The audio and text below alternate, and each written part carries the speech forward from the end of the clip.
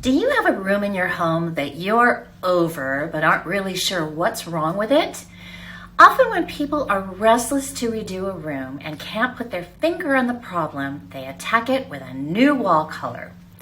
But more often than not, they find it wasn't the color that was bugging them after all. Here are a few underlying reasons why your space may be cramping your style.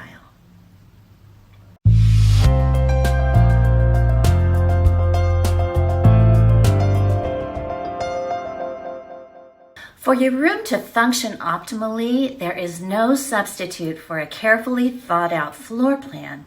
And unfortunately, a can or two of paint can't change the flow of a space. To see a major difference in how it can be best utilized, you've got to transform the layout. The good news here is you may not have to put out a major investment in furniture to make a major improvement, at least not right away. Try moving the pieces you already have into an arrangement that addresses the focal point of the room and allows for at least a 3-foot path for traffic flow from door openings through the room. In a conversation area, keep your seating distances within 8 feet to allow for what we call shouting distance. There are 3 conditions about the furnishings in the room that will determine whether they are functional or dysfunctional in a room. Every piece should have a purpose.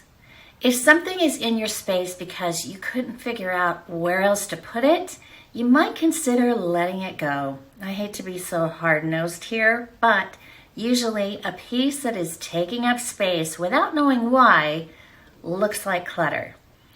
If it doesn't seat someone comfortably, hold their drink, light their book, or provide a workspace or storage for the activity of that room, it's time to say a fond farewell. Every piece should have the proper scale. Seating heights should be within an inch or 2 of one another. The height of the coffee table should be very close to that height as well, and 2/3 the length of the largest seating piece. Side tables should be within an inch or 2 of the arms of the seating piece that they're next to.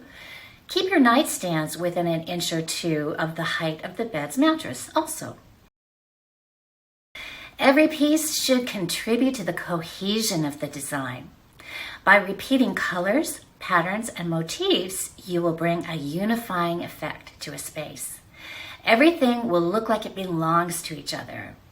I found the easiest way to create a color story for a space is to start with a piece of artwork and pull 2 or 3 hues from there. Other designers will start with the rug or decorative pillows as their inspiration. Whatever you do, don't start with a can of paint. Select your paint color based on your predetermined color story. If you have yellowed linoleum on the floor, a new color on the walls can't fix that. Upgrading those permanent finishes is a better guarantee that you'll be happier with your space. Permanent finishes are anything you can't easily move.